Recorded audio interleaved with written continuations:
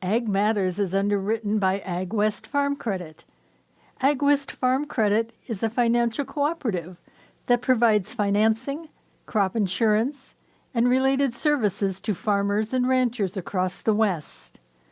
From small family businesses to large operations, Ag West brings the experience and financial know-how to help you grow your best future. Welcome to Ag Matters, covering positive agriculture stories from across Alaska on Big Cabbage Radio. Hello, everybody. You're listening to Ag Matters. I'm your host, Ken Hoffman. I have a farm out in Palmer called Matsu Microgreens, and I'm also the executive director of the Alaska Farm Bureau. Farm Bureau is just a group of farmers that get together and we advocate for agriculture in our communities. So if you're interested about something like that, or if you want to be on this show, you guys should totally reach out to me. And our website is alaskafb.org. All right. And I'm talking to a Farm Bureau member. I've seen him at our meetings. We have Dr. John Sylvester. Dr. John, how are you? I'm doing well. How about yourself? Doing great. All righty. So if you wouldn't mind telling the audience a little bit about yourself, how you ended up in Alaska, and how you got involved with Alaska Mill and Feed. Yeah, absolutely. So I'm an Ohio farm kid, grew up corn, wheat, beans, baling hay. I went in the military and was a F-18 mechanic in the Navy, and then came back and went to Ohio State. Did a bachelor's degree in human nutrition, and then I did a PhD in ruminant nutrition with a focus on microbiology and gut health. After that, I had a few positions. I worked for Mars for a while doing horse nutrition and multi-species nutrition, and then ended up in St. Joe, Missouri with a prebiotic company called Biozyme, and then moved on to Purdue, the large chicken company, and I was with them for a little over 8 years, and I started a line of backyard poultry products under the Flock Leader brand, and I actually was at Super Zoo pitching my chicken treats out of the booth, and Alaska Mill and Feed came in, and they were looking at my products, and I asked, hey, where are you guys from? And they said, Alaska. And I said, I always wanted to retire here, but I'm too young to retire. And they said, well, we may have a position open for you. And of course, I didn't really take that very seriously. And then a couple weeks later, I got a Zoom invitation from Alaska Mill and Feed, and there was the president of the company, Joel, and senior vice president, Kimberly, was on at the time, and they started to outline that Kimberly was going to be moving to lower 48, and they really wanted somebody that understood nutrition and quality and had been in management and understood a feed mill and how all that works. And to tell you the truth, if I would have written a job description, this would have been exactly what I would have written, and, a little divine intervention, and 3 months later, I'm in Alaska. Amazing. And how many years ago was that? It's been a year.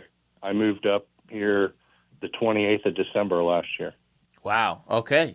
That's amazing. So tell us about what does your job look like at Mill and Feed? It almost sounds like you do a little bit of everything. I do. So my title is Vice President of Sales. I oversee all the formulation, nutrition, the quality of the feed mill, and I oversee the wholesale office, so wholesale distribution, the sales team, purchasing department. So a little bit of everything, yep. Your passion is nutrition? I mean, that's what your degree is in? Yeah, absolutely. So nutrition and new product development, is particularly coming to Alaska and being able to meet some of the young farmers that are just starting out, and maybe they don't have access to a whole lot of information. And I'm getting a lot of calls with, hey, I've got 4 steers and I really don't know how to feed them. Can you help me? And that's really where it gets fun for me, is to be able to go out in the community and guide people on whether it's, goats or poultry or horses or what have you. It's really exciting to meet and see particularly younger couples that are getting into agriculture. Okay, so you're saying that you do some consulting work for farmers in a way? I do, yeah. So anyone that has a question or needs help, I try to go out and meet with them and advise them on, feeding programs and what feeds and what options they have working with us here at the mill. Wow. So most folks that are listening to this probably know about Alaska Mill and Feed. But for those that don't know about it or the history, could you guys tell us about Alaska Mill and Feed and where it's located, what it's about, what you guys do? Yeah, absolutely. So we're a pretty diversified business. We're on the north end of Anchorage, and We have a feed mill. We have small packaging where we can do, the 5-pound bags of feed and chicken treats. And we have a fertilizer plant, so we support the community with fertilizer. And we do ice melt this time of year.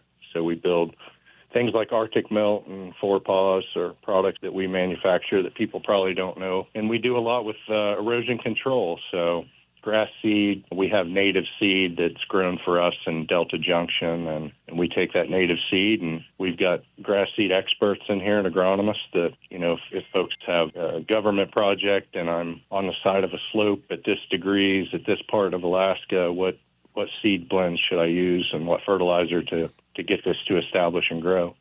So, and then we also have the retail store. So we've got a retail store that's been around here and for a long time, and we're on our 75th year this year, and we're now part of the Skagit Farmers Supply family of companies. So we were purchased by Skagit Farmers the end of October. So now instead of employee-owned, we're farmer-owned with a farm focus, and also part of the AFCO distribution group out of Burlington, Washington.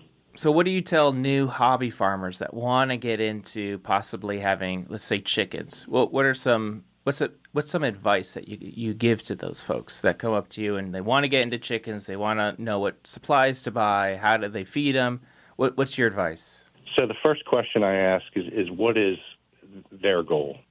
Because my goal isn't necessarily what their goal is.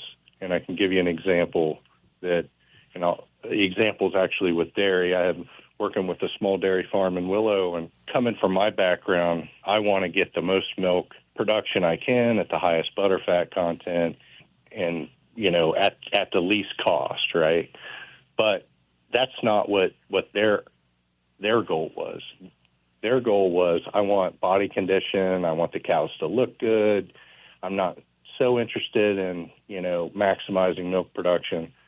So I think that's the key, is to ask, what does success look like for you? So if you have 5 chickens and they all have names, and, you're worried about how they look and how they act and their health, that's a totally different model than if you have 100 broilers and you're trying to get them, to market weight in 42 days to 49 days.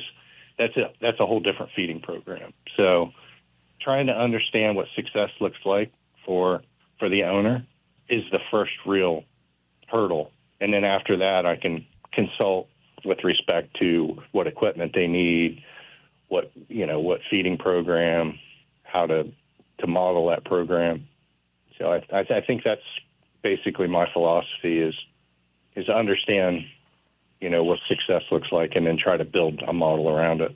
So I would say, hearing that, maybe, let's say most folks probably want to have, a dozen to 20 chickens in their backyard for egg production. What would be your advice for those folks? If it's a new flock, then obviously we need to get them through the growth phase and get them to 15 weeks to where they're going to start laying. So what breed of chicken are they looking at? Again, are they going to do artificial light? Are they worried about egg production, or are they just like to have 12 chickens around and maybe get an egg every other day? So again, asking the question, how are they going to, are they in confinement? Are they free range? All of those questions I need answered so that I can put together a feeding program. That chicken's going to, like I said, start laying around 15 weeks and lay about an egg a day. They're going to eat about 1/4 pound per head per day until it drops below 40 degrees, and then they're going to increase their intake by about 20%. So you need to understand what the economics are. You're going to go through, if you've got 10 birds, then you're going to go through 2.5 pounds a day. So does it pencil out? Are you going to sell the eggs? What price are you going to get? So again, just trying to ask the right questions so that they can be successful. Yeah. So me with the Farm Bureau, I'm pretty interested in seeing some more egg producers here in the state.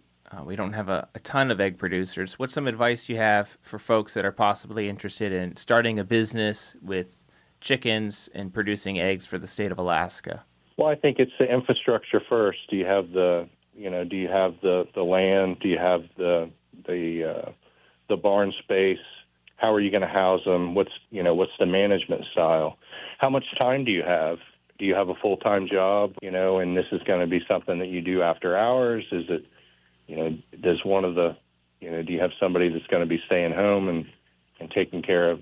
So I would need to know that first to see how many animals that they could take care of efficiently. And then, again, model out, do you have a way to sell the eggs? Do you have someone, are you on some kind of herd share type model where you're delivering eggs every week? Or do you have a contract with 3 Bears or someone like that you can get rid of your eggs?